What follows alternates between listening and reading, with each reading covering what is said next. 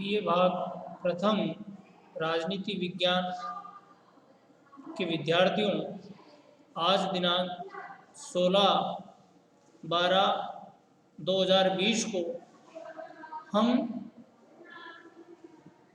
आपके लिए प्रथम पुस्तक राजनीति विज्ञान के मूल आधार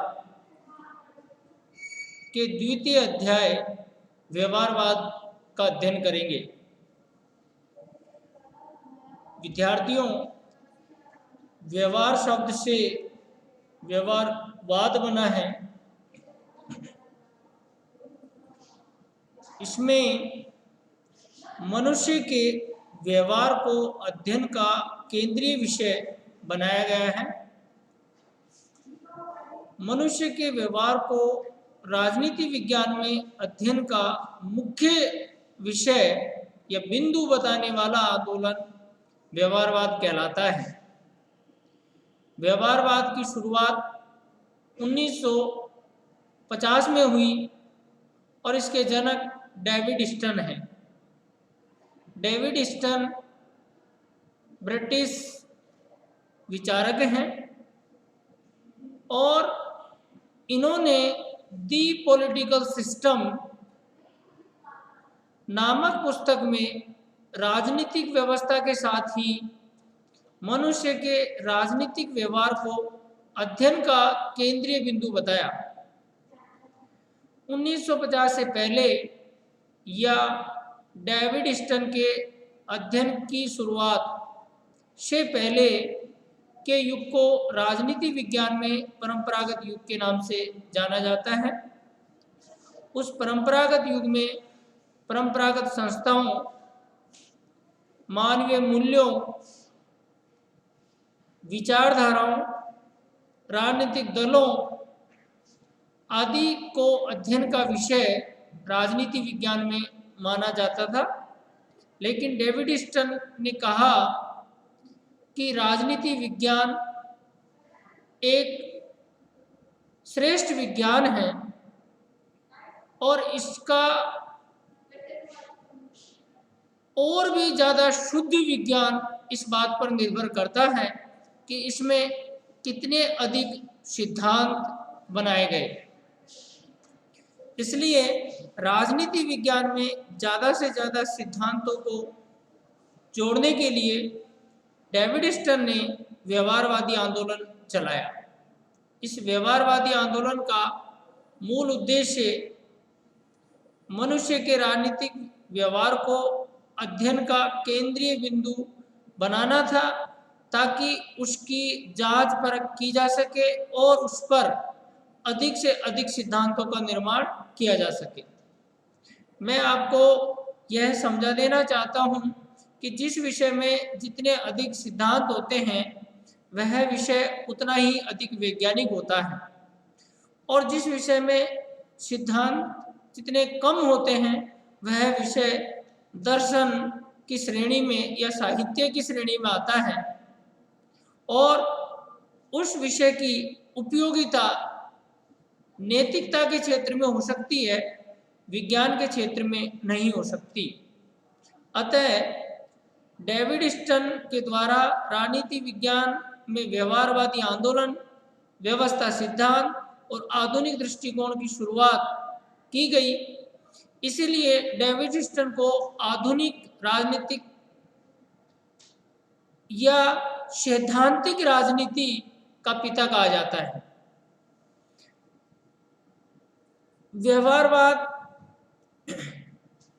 राजनीति विज्ञान के अध्ययन को क्रमबद्ध करना चाहता है और उसने अपने नियम बताए हैं, या दूसरे शब्दों में कहा जाए डेविड स्टन के व्यवहारवाद के प्रमुख सिद्धांत या नियम हैं जो निम्नलिखित प्रकार से हैं। पहला, नियमन, रेगुलेशन। किसी भी काम को बार बार करना या एक ही काम को बार बार करना नियमन कहलाता है, जिसे आदत भी कहा जाता है।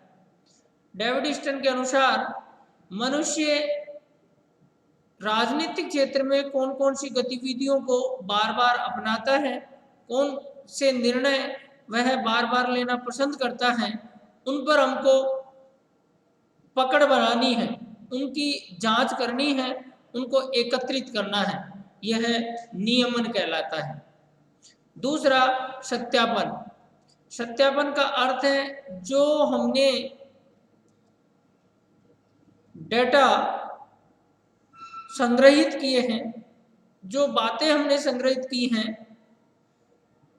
अभी तक हम ये नहीं कह सकते ये तथ्य है या नहीं है, क्योंकि ये केवल सूचना मात्र हैं या एक तरीका है जिसके माध्यम से हम मनुष्य के व्यवहार को देख रहे हैं और उसको संग्रहित कर रहे हैं।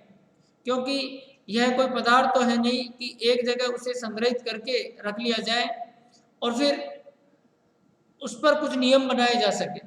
यह मनुष्य का व्यवहार है जो अदृश्य है, जिसकी हम गिनती नहीं कर सकते, जिसको हम इकट्ठा नहीं कर सकते, इसको केवल देख सकते हैं और महसूस कर सकते हैं।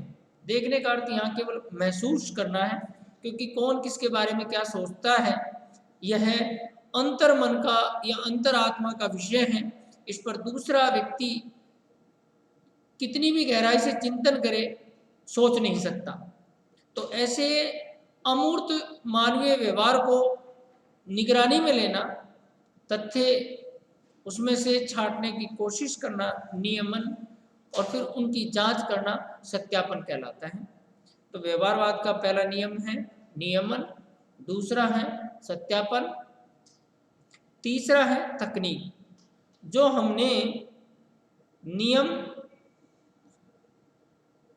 जो हमने तथ्य संग्रहित किए हैं, जानकारी संग्रहित की है, उनकी जांच की, और जांच करने का जो सबसे सही तरीका है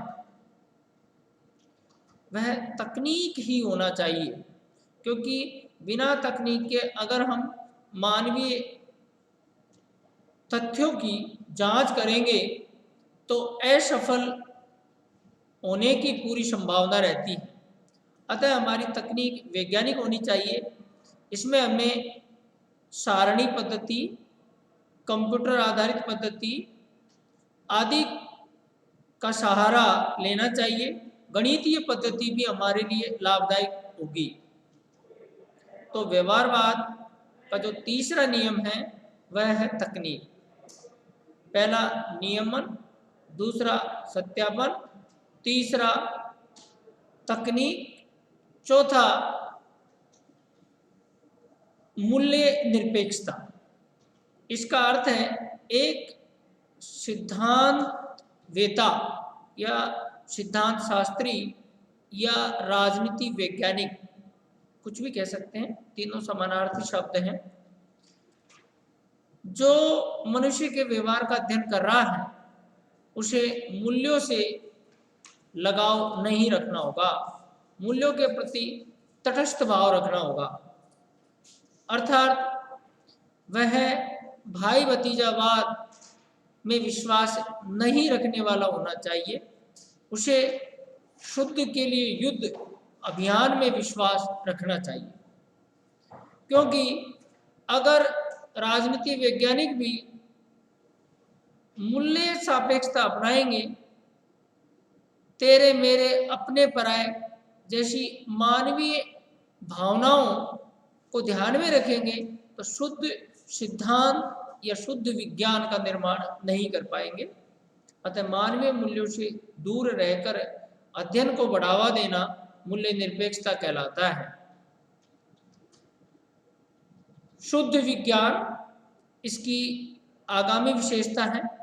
राजनीति विज्ञान को शुद्ध विज्ञान बनाना व्यवहारवाद का उद्देश्य है।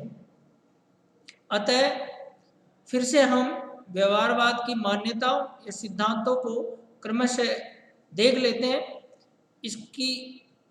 इसका पहला सिद्धांत है नियमन, दूसरा सत्यापन, तीसरा तकनीक, चौथा मूल्य निरपेक्षता, पांचवा शुद्ध विज्ञान, और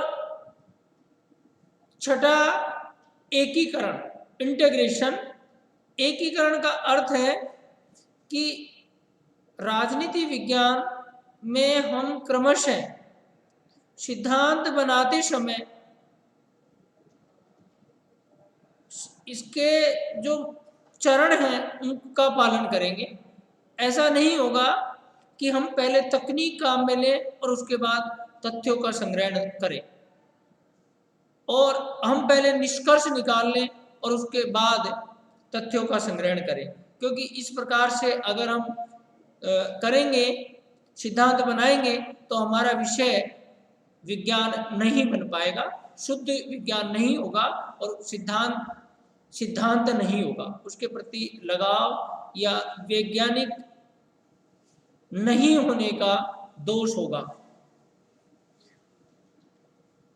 नियमन, सत्यापन, तकनीक, मूल्य निरपेक्षता,